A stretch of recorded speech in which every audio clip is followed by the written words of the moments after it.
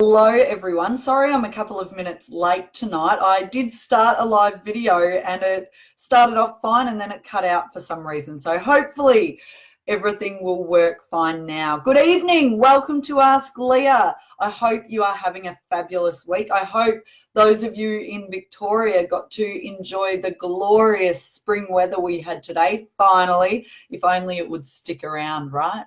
Tonight I have a question to answer that came in via LinkedIn, so I'll jump into that in a sec. And I also want to have a chat to you about something that is really close to my heart, and that is conversations around mental health, which are really big this week. We've got a couple of big days this week. We had World Suicide Prevention Day yesterday, and tomorrow we have Are You OK Day.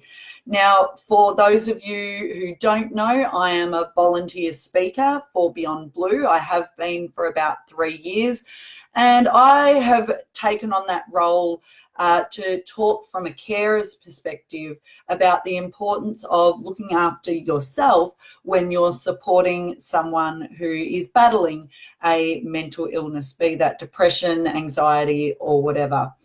Having conversations about mental health and mental illness is something I've done for the last few years in my workshops as well. I think it's really important to speak openly about it. Mental illness is just as valid as physical illness. It's not a weakness. It's not something that we choose, no more than you choose to have diabetes or to have a broken arm. It's absolutely valid. And the interesting thing is we all have mental health. And some people don't realize this. You know, not all of us have mental illness, but we all have mental health like physical health. And sometimes we look after our mental health just like our physical health. You know, physically we might be looking after ourselves if we're not getting too stressed and we're going to the gym and eating healthy. Well, the same for our mental health. When we're taking care of ourselves, when we're taking time out to relax and recharge, we might have good mental health. But just like our physical health can go off the rails when we drink too much or we are partying flat out, we're not managing stress well, we're eating all the cake and the ice cream and not exercising, our mental health can go off the rails as well. If we're not taking time out, maybe we're working too much, not sleeping, not managing stress.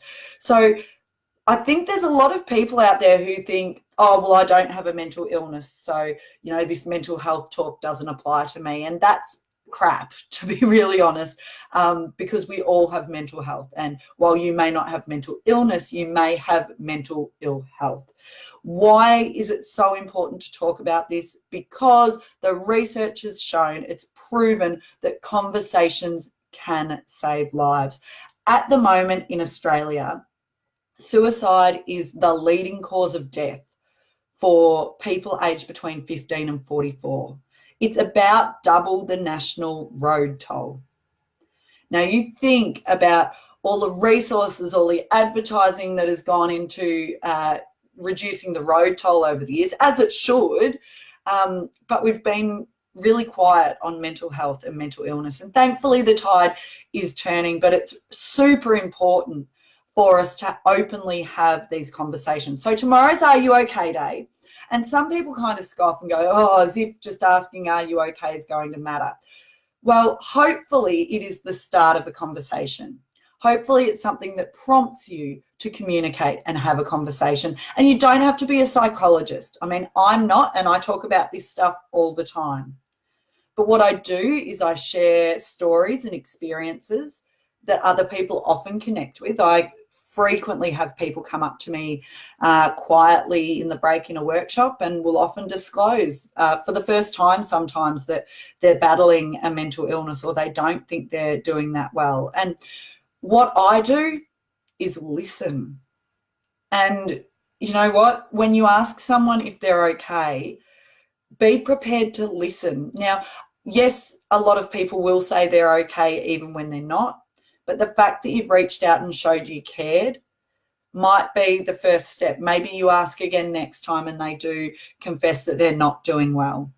The key is, though, if someone opens up to you and says, you know what, I'm not okay, I'm not doing well, as well as listen, it's to do something about that. And I loved watching, some of you might have caught the head of Lifeline talking on the project last night, and they were talking about Danny Frawley, and he said, look, if you're with someone and they, you might ask them outright, are you thinking of suicide? Are you thinking of hurting yourself? And if someone replies yes to that, you treat it as you would if someone beside you had just had a heart attack. Okay, it's that serious. If they say that yes, they're thinking of suicide and they have a plan, okay, treat that as seriously as a heart attack. So you're responding, you're a first aid responder. It's, it might be ringing a hospital, it might be ringing 000. That's in the extreme cases, okay? But if someone just says, you know what, I am struggling or I am feeling depressed, it's not about trying to solve it for them, okay? But be prepared to sit with them in the dark, empathize. Listen to them and encourage them to seek help. It's not about you taking it on yourself. It's really important that, yes, you empathize, but it's not your responsibility, but encourage them to seek help. Be that support, be the person who listens. We're starting to change the conversation, but it's so important that we keep doing that. Hi, Karen. I am thrilled to hear you're having a barbecue for Are You OK Day tomorrow. Well done. Encourage people to have the conversations. Like I said, every time I speak about this, whether it's for Beyond Blue or whether it's in any one of my workshops, every single time there's people in the room battling it themselves, or they're like me and have been a carer for someone they love who's battling a mental illness. The stats are huge. 1 in 6 women and 1 in 8 men will experience depression in their lifetime in Australia, and 1 in 3 women and 1 in 5 men will experience anxiety disorder in their lifetime in Australia. So the stats are huge, okay? But this week, and I think it's really being brought home that there's a personal face to all of this, and so many of you have stories of your own. So please speak up and have a conversation. Okay. I have also had a question come in this week, and it's not a question around mental illness, but I think it was just really important that I shared that with you tonight. Tonight's question came in on LinkedIn, and it's an interesting one actually, and I don't know that the person's going to like the response because it's not an easy fix. This person's asked me, how do you change your tone of voice and use of inappropriate language if it's ingrained, a habit, and you're really trying to make behavioural change? So now I don't have a lot of information or context around this question, so I'm assuming that this person, maybe they're not happy with their tone of voice or they're wanting to change it. I'm not sure if it's that people think they're being aggressive or standoffish or what the issue is, but they want to change their tone of voice and sometimes use of inappropriate language. Okay. And they're saying that it is ingrained in a habit. It's what they've done their whole life. So here's some questions and some advice that I want you to consider, and it's not a quick fix. The first one is to be self-aware. So it sounds like you've already got a bit of awareness because you're saying, oh, I want to change my tone and I know that sometimes the language is inappropriate. Okay, that's a good first step because you've got to notice when you do it and notice when it's worse. Does your tone change? Do you get quite abrupt when you're under pressure? Do you get snappy? Is that what you're talking about? Is that what you're trying to change? Does the language change depending on who you're around? Okay, so really get self-aware about what you do and when. The next question, though, that I want you to ask before I just launch into, oh, yeah, this is how you make some changes, it's how do you actually want to change? What are you wanting to change about it? I hope you haven't just listened to your voice on a radio or something and thought, oh, gosh, my tone sounds terrible, I want to change. Because let me tell you, we all think we sound terrible when we listen to our voices back. So I want you to actually get quite specific, because like any goal or any behavioral change, you need to know what you're aiming for. You know, just to say, I want to change my tone and use of inappropriate language, that's really broad, and you're probably not going to succeed unless you know exactly what you're aiming for. Okay, so you need to get quite specific. Is it that you want your tone to be even, regardless of the pressure you're under, or that you swear too much and you want to cut that out? Or is it that, I don't know, maybe you're in corporate and you're finding your language is a bit bogan and it's holding you back? But you need to know what it is you want to change. And then the next question you need to ask is why. Okay, why do you want to change?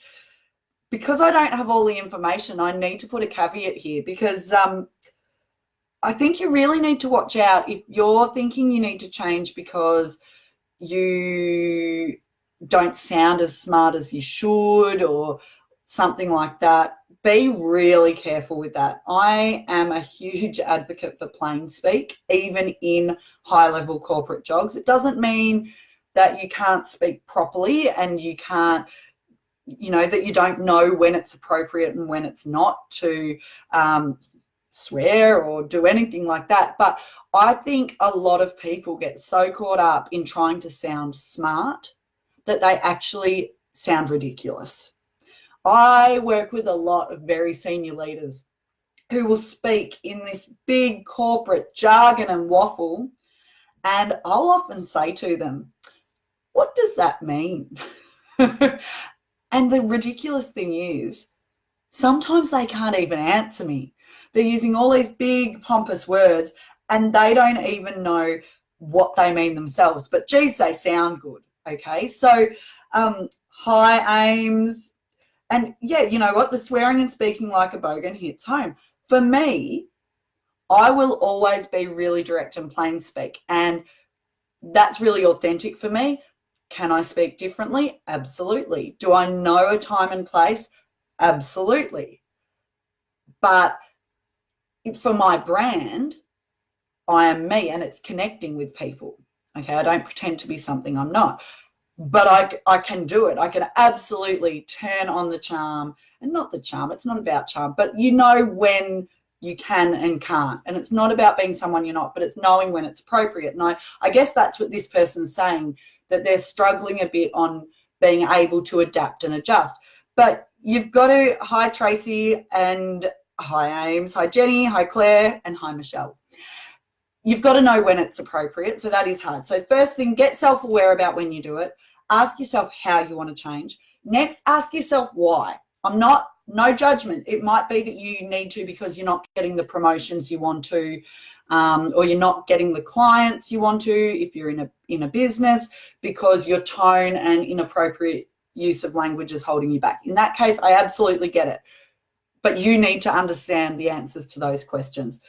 The next is you need to practice what you want to sound like. So once you know what you want to sound like and how you want to speak, practice that. Practice that, not out in the wild. Practice it at home. Just practice adjusting your tone. If you know that it's how you get when you're under a lot of pressure, practice it, next time you're in a pressure situation, or practice doing it when you're not in pressure, but pretend you are. But you need to, again, know what you're striving for here. Next, get conscious. You may not be able to make changes immediately if this is habit and something you've always done, but what you can start doing is noticing when you do it. Okay, noticing when that tone creeps in. I know for me, when the tone I don't like creeps in is when I'm frustrated with my kids. And just like most people who will watch this, unfortunately, our kids and our families get the best and the worst of us. Sometimes they don't even get the best of us, do they? If we're really honest, because we're exhausted. We come home, we're stressed, they push our buttons, and we react. And it's the exact opposite to everything I teach, because I teach about the importance of not reacting, about choosing your response. So I will know sometimes my tone of voice with my kids is not what I want. And in that moment, even if I don't do something about it, I notice it. And I go, Leah, that is not you. That is not how you want to communicate. And that's the first step to doing better, noticing. If you struggle to notice when you do it, try recording yourself. You'll hate it. But do that, record yourself in your office or record yourself talking to your kids, but notice what you do, again, so you can get clear. It's like the people who present a public speech and they don't realize they use a lot of filler words. Yeah, like. And everyone else is thinking, oh my gosh, they've just said like 54 times. And if you said that to the person who'd done the speech, gee, you said like a lot, they'd say, oh, what? Did I really? And they would never realize until they watch the recording. So that can be a useful thing. To help you get conscious and notice when you do it, breathe. Take a deep breath. Okay, really try to be in the moment and notice when you do it. Next one is a bit scary, but I'm all about accountability. If you're trying to change some language use or tone, find someone that you trust and tell them what you're doing. Tell them, hey, I'm really working hard on this, and I know that sometimes I'm not picking up when I do it, so I want you to help me notice it, and if I do it, can you call me out on it, or can you wave your hand at me? They don't even have to say something. It might be that you work out some secret signal that, geez, you've just done it again, and that might help you get conscious. But tell someone. That will help make you accountable. Self-reflect. Okay, so end of each day or end of each conversation, think, how did I do now? We don't spend much time for self-reflection. We just kind of go through life. And it's one of the things I love about doing my communication workshops, because a big part of that is reflecting and trying to get self-aware on our communication styles. And often that's really confronting and we go, oh, crap, I didn't realize that sometimes I'm a bit passive aggressive or sometimes I'm a bit aggressive. And it's not about beating yourself up, but you can't change what you don't acknowledge. So you've got to be aware that you do it. So self-reflect. And the last point, start small. Start small. Don't set yourself the task of, oh, I'm going to change my tone of voice and use of inappropriate language.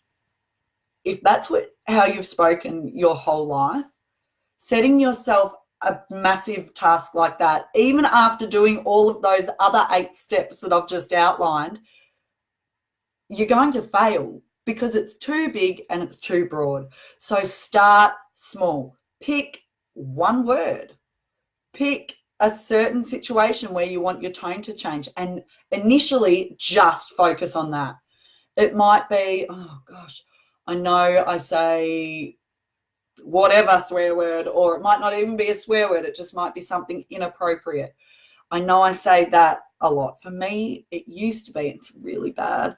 I was trying not to swear as much, and I started saying Jesus Christ. And I'm obviously not religious, but I very quickly realized that my use of that was actually a lot more offensive to a lot of people than swearing. And I just went, no, that's ridiculous. You need to come up with a different pattern entirely here. So you need to start small. Pick something. And I tell you what, when you notice it, when you notice and focus in on something, you'll see it all the time. And once you start getting aware of that, and everyone who's watching this, who's been to my workshop recently, will know one of the words I get you to focus in on is your use of the word just, because it's a massive apology word, and a lot of us use it all the time in emails or in speech, and we apologize for taking up space or doing our job. And when I say it in the workshop, and then when I run into people a couple of weeks afterwards, they always say to me, oh my goodness, I noticed how much I use the word just now. Now, if I hadn't have honed in on that one word, if I had have said in the workshop, yes, notice how much you apologize for yourself, or apologize for doing your job, you wouldn't have ever noticed it. But because I hone in on that one word, you do. So start small, focus on one thing, practice that. When you get that consistently, skill stack, add another thing. Pick one thing to focus on, Focus solidly on that. Tell someone about that. Do that one for a few weeks. And when that one starts getting embedded, add another one. Okay, it's slow and steady wins the race with any change. This is, yes, it's for communication. It's for any goal you want to set in life. Okay, but you can do it. It's neuroplasticity. People who say to me, you can't change this stuff. If you're born that way, you've raised, it's habit. Neuroplasticity has proven we can. We can rewire our brain. But if you've been walking that same neural pathway all of your life up to now, you've worn a big, deep groove in the track. So to create a new one, you have to push outside your comfort zone and you have to practice. It's not easy. It's not simple, but it is totally worth it. All right, folks, that is me tonight. Honey, it absolutely does depend on the audience you're speaking to and with, 100%. And one of the big things that I teach in all of my workshops is the importance of considering your audience and tailoring your message to suit. Too many people don't do that. We think this is what I want to say, and we don't think, how does my audience want to hear it? Okay, so there are so many nuances to this communication game. There is no one size fits all, but a whole heap of things to stop, pause, reflect, and consider. And the best thing you can do to start things off is to increase your self-awareness. All right, folks, thank you very much. Have a great day. Have a great night. One of my children's about to enter the office, so I'm about to go and put them back into bed. Remember, tomorrow, Are You Okay Day? Ask the question and be prepared to sit with people and listen to the result and the response. Thanks, everyone. Have a lovely evening and good night.